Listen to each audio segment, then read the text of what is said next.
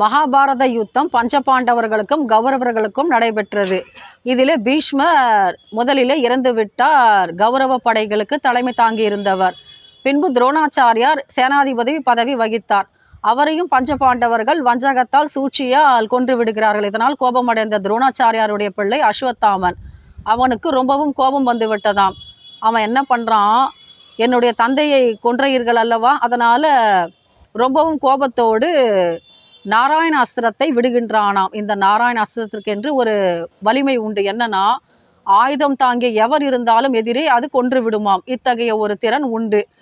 இந்த நாராயண அஸ்திரத்தை எய்தவுடன் கிருஷ்ணர் பார்த்து விட்டார். அவர் என்ன சொல்றாருன்னா, பஞ்ச பாண்டவர்கள் உட்பட அவர்களுடைய அனைத்து போர் வீரர்களுக்கும் ஒரு அறிவுரை சொல்றாராம். என்னன்னா, இந்த நாராயண அஸ்திரத்துக்கென்று ஒரு சிறப்பு உண்டு. என்னன்னா, யார் கையில் ஆயுதம் வைத்திருந்தாலும் அது தாக்கிவிடும், கொன்றுவிடும். அதனால எல்லோரும் உங்களுடைய படைக்கல கருவிகளை கீழே போட்டு விடுங்கள் அப்படின்னு சொன்ன உடனே அர்ஜுனன் உட்பட அத்தனை பேரும் கீழே போட்டு விடுகின்றார்களாம். ஆனால் பீமன் மட்டும் போடாமல் இருக்கின்றான். ஏன்னா, தான் பெரிய பலசாலி, நம்மை ஒன்றும் செய்யாத அப்படின்ற ஒரு ஆணவத்தோடு நிற்கின்றானாம்.